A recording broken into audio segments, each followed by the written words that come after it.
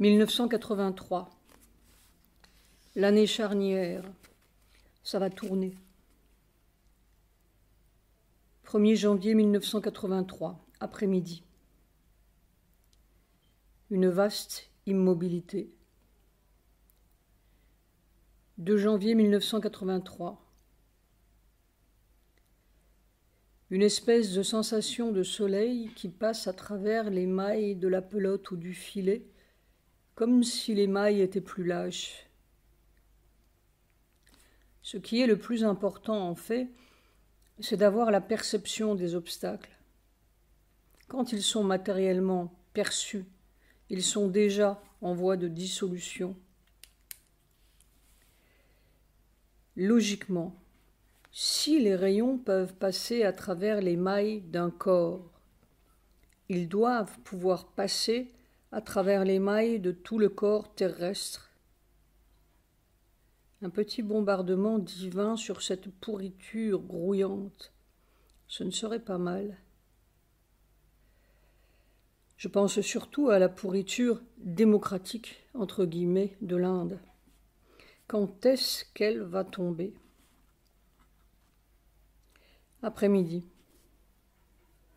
Le corps, note de bas de page, L égale Indira Gandhi. Après-midi. Le corps est soumis à toutes sortes de triturations et de manipulations qu'il ne comprend pas très bien. Il essaie d'être aussi nul que possible et de se laisser faire. Quelquefois, j'ai eu l'impression, mais plusieurs fois depuis des mois, qu'à la place de mon corps, il y avait mer, comme si je n'étais plus là.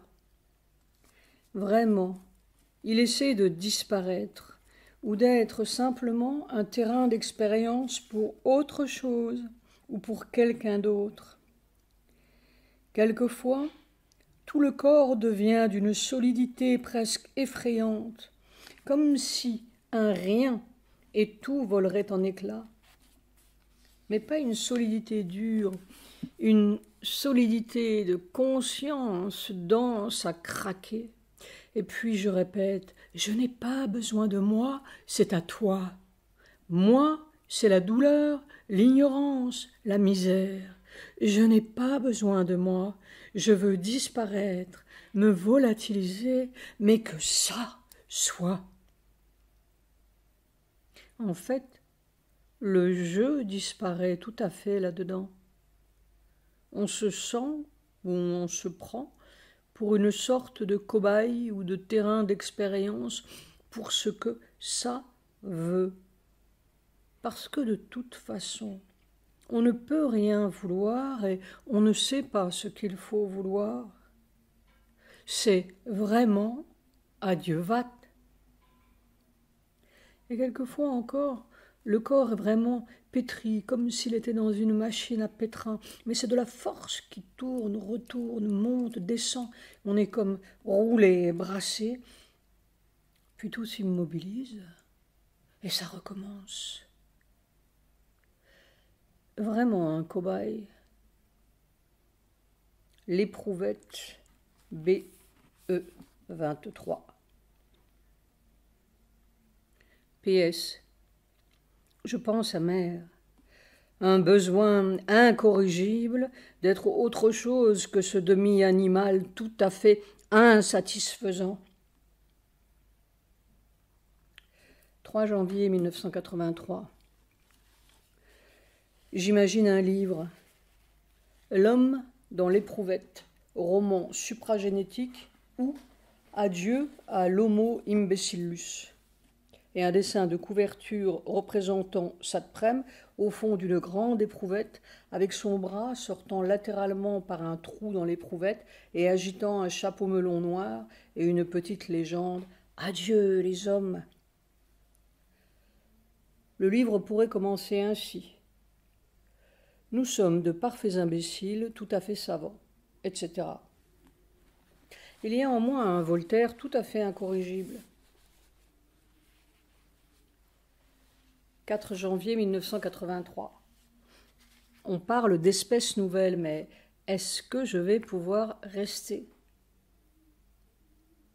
L'expérience en cours est plus importante que tout le reste, ou même que que tout être. Comment sauver l'expérience? J'aimerais bien aller me cacher. Il n'y a nulle part où aller. 6 janvier 1983. L'an 1 de l'ère nouvelle, dit ma douce.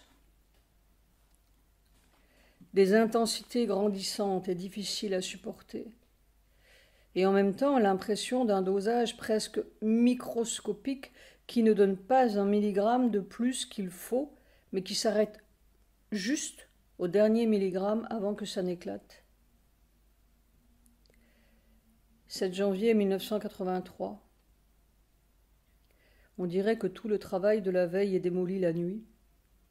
Chaque matin, je me retrouve devant cet enlisement de la conscience dans une couche d'inertie, ou pire, dans un magma fangeux du subconscient.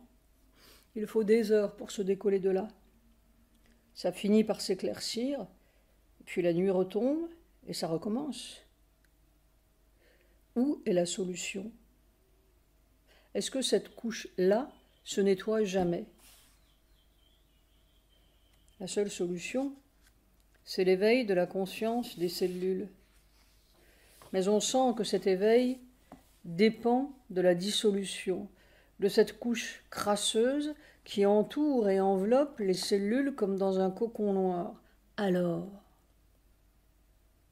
et puis ce fond catastrophique de la nature humaine, à chaque instant et pour un rien, c'est l'image de la catastrophe. Tout est catastrophique. Une crainte qui est comme un appel à la catastrophe. Le grand soulagement catastrophique de cette vie douloureuse et agitée. On dirait que c'est tissé dans la substance. Alors, il n'y a que le suprême qui peut. Mais le matin, le suprême, il est brumeux. Mère a dit, si on savait leur apprendre aux cellules la splendeur qui est au-dedans d'elles, ça, c'est mon phare dans la nuit. Il faut dissoudre le cocon noir. La grâce, ça existe. Une vie qui coulerait au soleil comme une petite rivière. Indira reçoit une claque dans les élections provinciales d'Andhra et de Karnataka. Le grand manguier commence à s'écrouler. Voyons maintenant la grande vague. 9 janvier 1983. Seigneur, ton soleil purificateur sur tous ces rats. D'un seul coup, j'ai réalisé à quel point j'étais suffoqué et assailli par la noirceur générale. Ce ne sont pas mes rats à moi, ce sont beaucoup de rats. Est-ce une illusion? Mais il m'a semblé que Sri Aurobindo me disait « Tu es mon beacon ». Oh, émettre et transmettre le rayon divin sur l'Inde et sur la terre, que cette obscurité soit exorcisée. Je perds 70% de mes énergies à lutter contre ces voix lassantes. Tu es égoïste, tu es ambitieux, tu es inhumain, tu crois que tu es si fort, tu crois, et qu'est-ce que tu te crois? Pour une fois, je pourrais essayer d'écouter une voix plus réconfortante et positive. C'est étrange et c'est très triste. Dès qu'il y a une voix réconfortante comme celle de Sri Aurobindo, instantanément, il y a quelque chose qui dit « Oh, oh, oh, c'est une imagination ».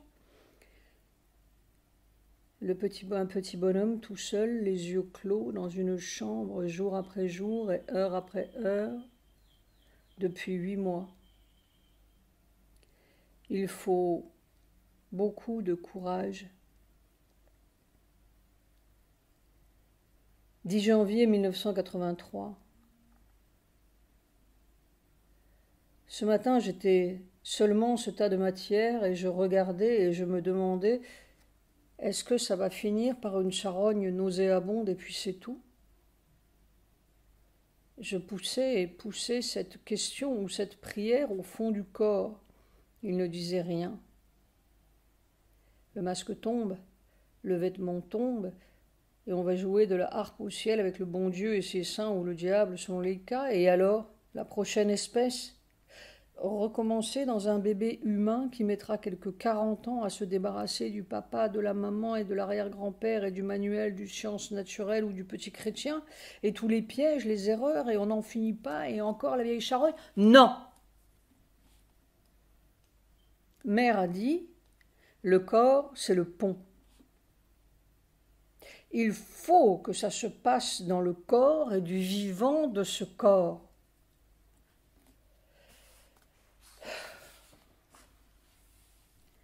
Je regarde souvent les papillons et les sauterelles dans la clairière de la forêt. Il y a toutes les variétés d'une admirable habileté ressemblant tantôt à un bout d'herbe, tantôt à une vieille feuille morte, tantôt à un morceau de lichen ou de bout de bois. Tout de même, qu'est-ce qui a déclenché ça ou voulu ça? Il y a bien une volonté ou une conscience dans la matière qui a vu et voulu un changement et senti l'utilité d'une ressemblance avec tel ou tel élément du milieu et qui, en conséquence, a déclenché le mécanisme nécessaire. On dit l'adaptation au milieu, mais c'est une étiquette pour escamoter le problème. Il y a quelque chose qui a su et voulu. Il y a une conscience au fond de la matière qui détermine ses propres changements. C'est cette conscience et cette volonté qu'il faut toucher au fond du corps. C'est ce levier-là. Ou bien, on recommence la vieille charogne nauséabonde. Le grand prédateur, ce n'est plus le requin ou l'alouette, mais la mort, tout simplement. Il faut trouver le mécanisme qui arrête ou change la mort. C'est la seule chose à trouver, si le corps doit être le pont. Et d'abord, trouver la conscience et la volonté au fond du corps. Il n'y a que le corps qui peut comprendre dans quel sens doit être sa propre mutation. La tête n'y comprend rien et ne sait rien. C'est comme la plume jaune ou grise du serin ou de la mésange. Notre tête, c'est simplement un chapeau de plumes sur autre chose. André Malraux avait un formidable chapeau de plumes, mais il n'a pas trouvé le mécanisme qui empêche la charogne. Éveille-toi et veux. Après-midi. Des infiltrations croissantes, par vagues successives, avec une minutie qui n'en déverse pas une goutte de plus que l'on ne peut en supporter sans craquer, comme un lent travail d'aération et de pénétration, perméation, disait Mère. Des densités toujours plus fortes, comme un bain de lumière bleutée. Je comprends bien le Veda. La conscience est devenue ferme comme un pilier. Ferme et pourtant souple. On prépare un terrain. Quand ça semble devenir dangereux, il y a quelque chose qui répète dans le corps « à toi, à toi, à toi », comme quand on meurt, sans résistance. Soir, l'enfer, on veut me détruire à tout prix. 11 janvier 1983. Je suis au bout, Seigneur, et complètement démuni. Prends tout ça. À la frontière de, je ne sais pas, la mort peut-être, j'ai dit, oh Seigneur, essayez encore, pour toi et pour la terre. C'était comme une plage de sable blanc. J'étais à plat ventre et j'allais m'éparpiller au soleil. Au fond de mon être, il y avait une fleur d'amour divin. C'est peut-être cela qui m'a rappelé. Après-midi. Tout d'un coup, j'ai compris pourquoi mère disait toujours « ce que tu voudras, ce que tu voudras ». Parce que la seule façon d'aller jusqu'au bout de ces expériences, dont on ne sait pas si elles débouchent sur la mort ou sur autre chose, c'est de totalement, absolument dire être ce que tu voudras, ce que tu voudras. Sinon, on freine le mouvement par peur, entre guillemets, de mourir ou de décrocher. Et puis si on doit mourir de toute façon, ce que tu voudras, ce que tu voudras. Il faudrait faire entrer ça dans la réaction spontanée. 12 janvier 1983. Je crois que je commence à comprendre le fonctionnement. La courbe de ces derniers mois s'ajuste. Il y avait deux mouvements que je n'arrivais pas très bien à relier et qui semblaient venir comme deux types d'expériences distincts. Et maintenant, cela ne fait qu'un, dans un mouvement complet. D'abord, il y avait cette absorption corporelle du pouvoir, qui venait par vagues ou inondations et infiltrations successives, et toujours une certaine difficulté à contenir cette massivité de force sans craquer. Puis, parfois, il y avait un certain élargissement de la conscience corporelle et j'avais toujours de la difficulté à comprendre ou à manipuler le mouvement sans savoir que faire de ce point du corps, s'il fallait l'élargir ou le laisser pour s'élargir. Le plus souvent, le moment s'achevait par une immobilité ronde, si je puis dire, comme si on était tout rond. Cet après-midi, les deux mouvements se sont conjugués ou ont été assez clairement perçus comme un unique mouvement. D'abord, cet emplissage méthodique du corps, comme si on le bourrait de pouvoir conscience bleuté, une sorte de pétrissage et d'emplissage à ras-bord, justement avec une sensation de point d'éclatement pas très loin. Puis est venu, par touches hésitantes, un mouvement d'élargissement de cette conscience corporelle trop pleine. Et alors, au lieu de vouloir rester conscient de ce centre corporel, ça a commencé à s'étendre sans souci de ce point qui se diluait dans un espace fait de puissance formidablement dense. C'était un peu comme un tétard au fond d'un bocal, un microscopique tétard qui existait quelque part, et un immense élément haut, ou élément supramental, dans lequel on entrait et qui s'étendait partout, avec une sensation courbe ou ronde, comme si c'était une immense rondeur de conscience-force et tout à fait immobile, mais d'une densité formidable. On pourrait dire que c'était rond comme la terre, ou que c'était répandu sur toute la terre, ou que ça contenait toute la terre.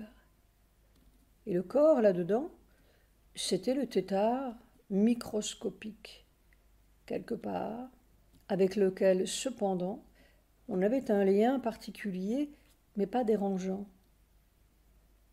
Ce n'était plus le corps minuscule qui essayait de s'élargir, il était entré dans l'élargissement, il faisait partie de l'élément haut, mais sans plus en être le centre ou le point de référence unique et encombrant. Une conscience-pouvoir ronde, d'une densité formidable et très immobile à ce qu'il semblait.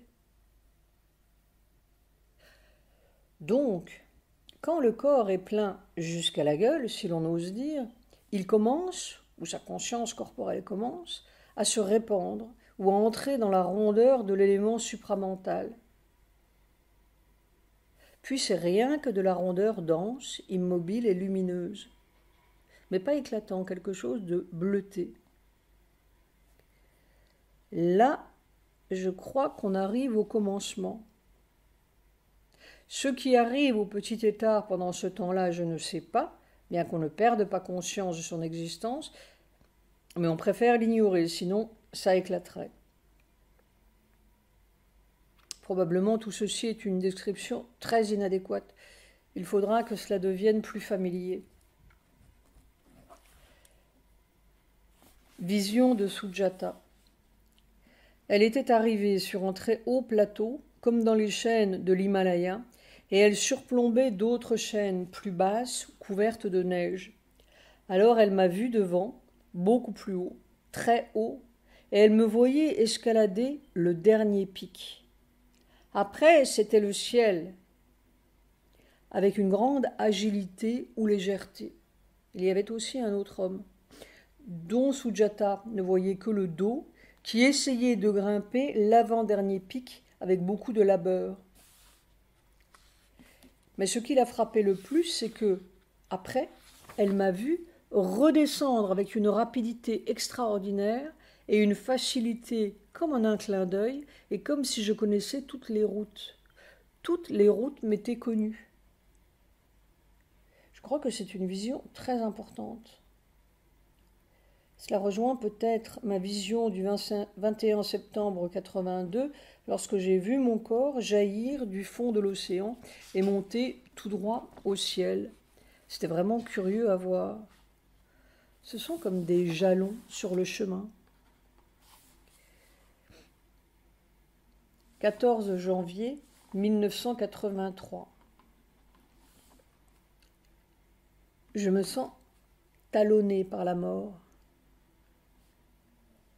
Une prière si intense a jailli de mon être, ô Seigneur, ne serait-il pas temps qu'un être nouveau émerge, qu'une évolution nouvelle commence au milieu de cette désespérante obscurité? Et ce n'était pas pour moi que je priais, c'était comme tous ces hommes que j'ai été qui venaient prier avec leur fardeau de misère et d'horreur et de supplication au bout de tous ces chemins et ces chemins dans la nuit de la terre. N'y aura-t-il pas une trouée, un espoir, une issue, un être qui franchisse le pas, un espoir pour la terre? Une présence divine si forte est venue, comme si c'était le divin prisonnier dans la matière qui priait le divin éternel. Satprem n'existait plus. L'impression d'une minute qui compte dans l'histoire de la Terre. 15 janvier 1983. J'ai l'impression d'être tout le temps à tâtonner dans l'obscurité à la recherche d'un minuscule ressort qui changerait tout. Après-midi, une formidable prise de possession, comme une tempête de lumière et de force qui s'abat sur moi et me roule, me pétrit, me brasse dans tous les sens, et pas une seconde de crainte dans le corps, comme si tout voulait se donner, s'ouvrir, n'être qu'à toi, toi, toi, et pourvu que ce soit à toi, tout va bien, le reste ne me regarde plus. C'était formidable, impératif, toi jusqu'au dernier atome. Ça a duré 1h30, puis une sorte de solidité massive s'est établie dans tout l'être, comme si c'était mère, la mère qui était là, et je n'étais plus qu'une petite façade. Et tout ce qu'il y avait de moi là-dedans avait une soif de n'être qu'à elle, totalement, absolument, pour faire ce qu'elle veut, et c'est tout. Un bloc d'elle.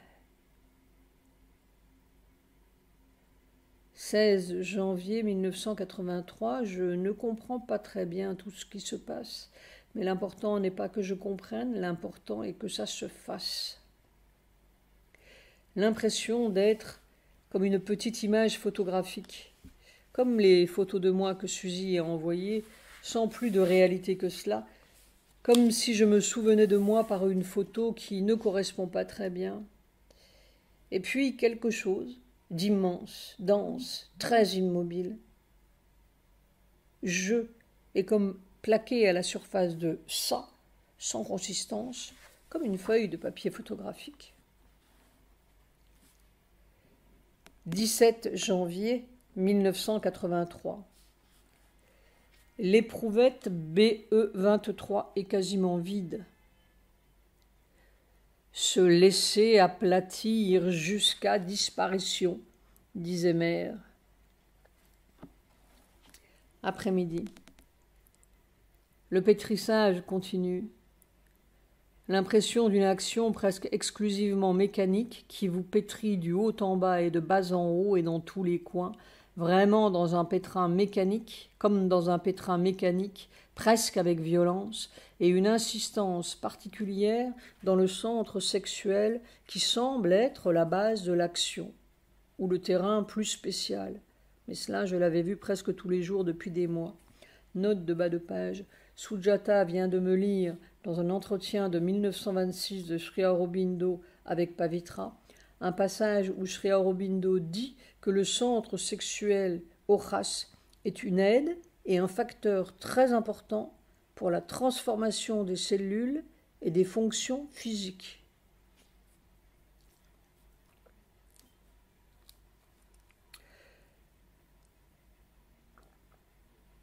Là-dedans, j'essayais surtout de ne pas faire d'obstruction, que la force passe et coule sans obstacle. Mais il n'y avait pas de personne là-dedans. C'était vraiment comme un sac de matière soumis à certaines manipulations violentes.